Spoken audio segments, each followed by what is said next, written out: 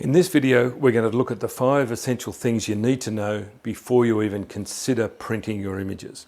Here at PhotoTutor, we're big believers in that the photo is not a photo until it's on paper. But there are 5 things you need to know before you even think about printing.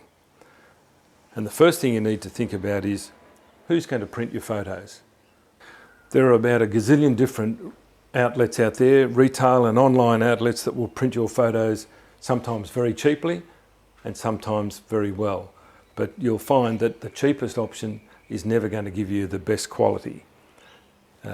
Using an online bureau can be cheap and a good result if you only ever want to print 1 or 2 photos.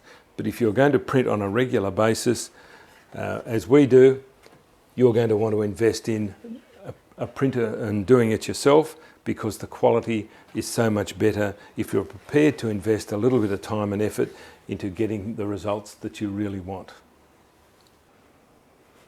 In a separate video, we'll go into the nitty-gritty of the real cost of printing your own images. But in summary, if you're going to print on a regular basis, buying your own printer and learning how to print beautifully is going to give you a much better result, and you're going to find that over time the cost is going to decrease. So, having thought about the 2 options, printing yourself or printing through a bureau, the next thing we need to think about is, how big are you going to print? Now, typically a lot of prints are based around an overall size of 50 by 40 centimetres, including a mat board, and so that's probably the most typical size that you will print to. But you may want to print a little bit larger, and if you wanted to go to a print larger than A2 size, you are probably going to need to use a professional bureau, because the economics of printing with your own printer, once you get beyond A2, becomes a little bit problematic. But printing to this sort of size and beyond, you can do economically for yourself and achieve fantastic results. Once you've decided on the size of your print, that will lead us on to some other considerations. The most important being, what viewing distance is optimal for a print.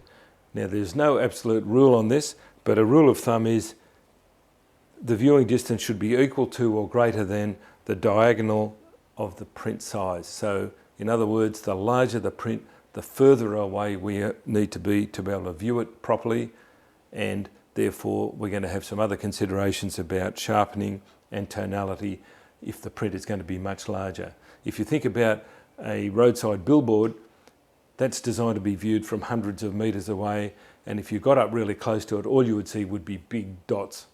And obviously the size and the sharpening of the print is determined by how far the viewer is going to be from it at the final analysis. So a print this size is designed to be viewed from about 600 millimetres away, and if you go to a larger print, then you'd want to consider a longer viewing distance.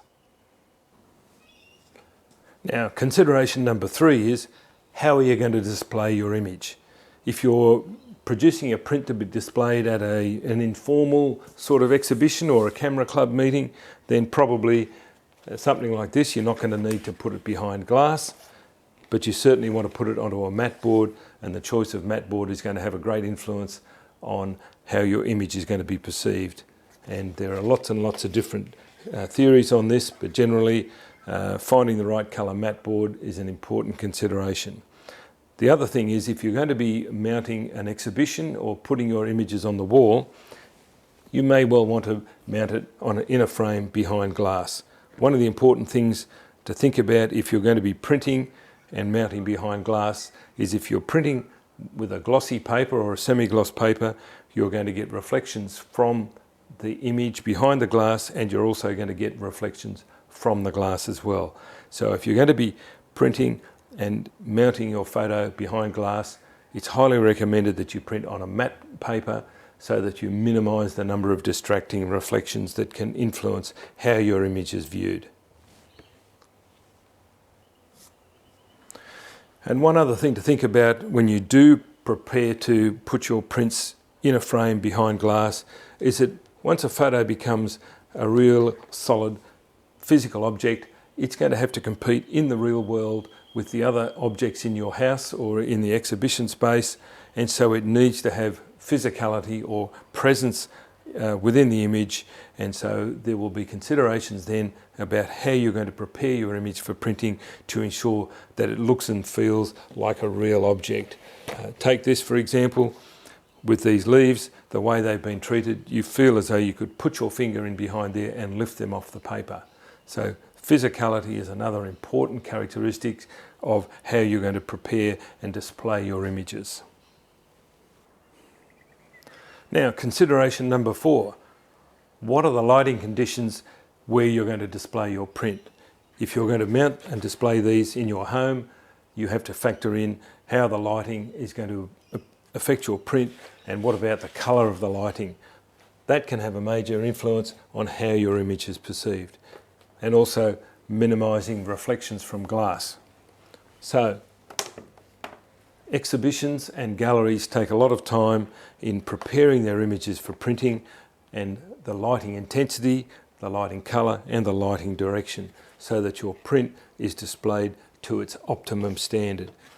And so that's something you need to think about when you're preparing your prints to hang on your wall in your house, so that they're displayed to their optimum and to the best effect. Consideration number 5.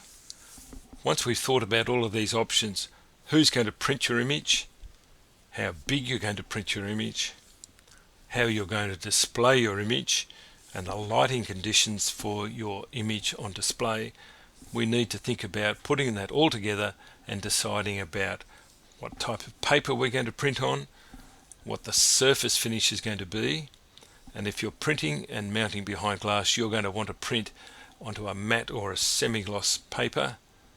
And you'll also need to think about the colour of the matte board surrounding your print, because that will have a major influence on how your image is portrayed.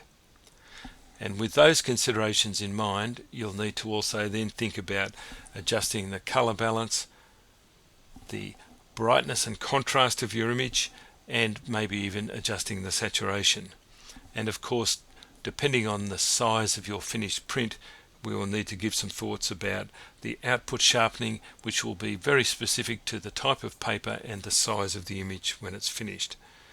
And you'll need to think about how you're going to visualize this in the form of either soft proofing or hard proofing before you commit to the final print. And in the next video, we're going to go through the ultimate workflow for producing a beautiful fine art print that's going to be easily achievable on a regular basis, and we will show you that on a step-by-step situation. So stay tuned for the next video where we will cover that in great detail.